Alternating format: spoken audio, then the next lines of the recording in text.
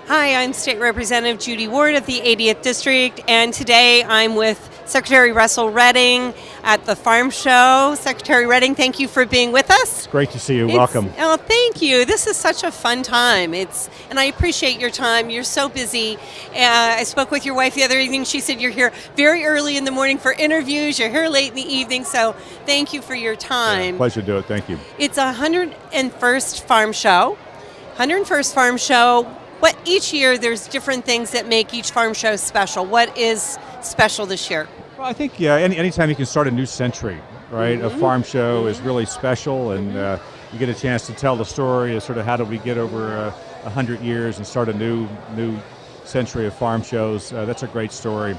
We took the opportunity with the 101st to really do some 101 opportunity, right? So we have an Ag 101 stage.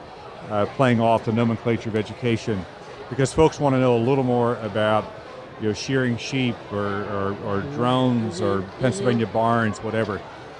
So that's new. We've also expanded our Pennsylvania Military Veteran Families Day, which is today at the Farm Show. Great. Honor the families and talk about the workforce and the skills. Great. Our chickens are back, right? I saw that, after a yeah. hiatus of 1 year, so good things. Good, wonderful. Yeah. The butter sculpture, tell us about the butter sculpture. Butter sculpture, again, one of the traditions, not a century of, but 20 years of butter sculptures. The theme this year for the butter sculpture was a culture of stewardship. And as we looked at all the pressures on agriculture from an environmental standpoint, we often don't talk about what they do to keep the land productive and water quality concerns. And we talk about food, the obvious, but we really don't talk about conservation. So the theme this year is around conservation and water quality. So wonderful. What do you think the farm show brings for non-ag folks? Of course, the agriculture community is always here, always supportive. It's always there. But other folks, what do you think the draw is, and what is the offering for non-agriculture folks? Yeah, I think it's our opportunity in agriculture really to connect with people who every day have an expectation of food and agriculture system to feed them.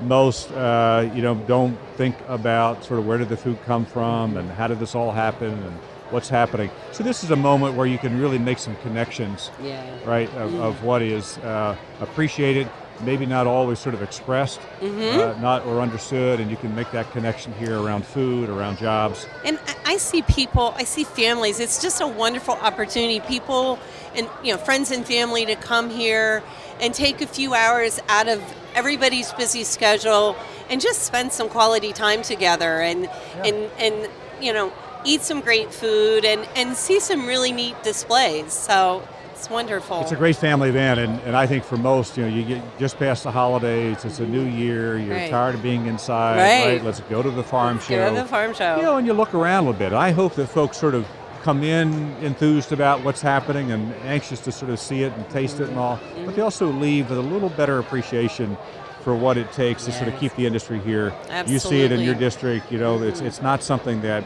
it's going to stay here just because you and I like it. Right? Yeah. There's a lot of work that goes into making this industry. So you see it at a farm show. Yep, great.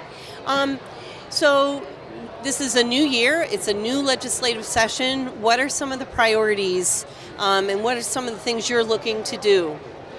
Yeah, so we have, we're going to build on the last session.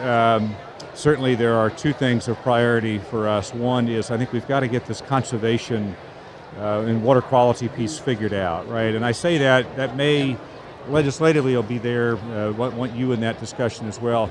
We've got to figure out how do you manage sort of the business of agriculture expectations we have for that industry at the same time, the regulatory sort of requirements to meet certain standards for both Pennsylvania but also water quality.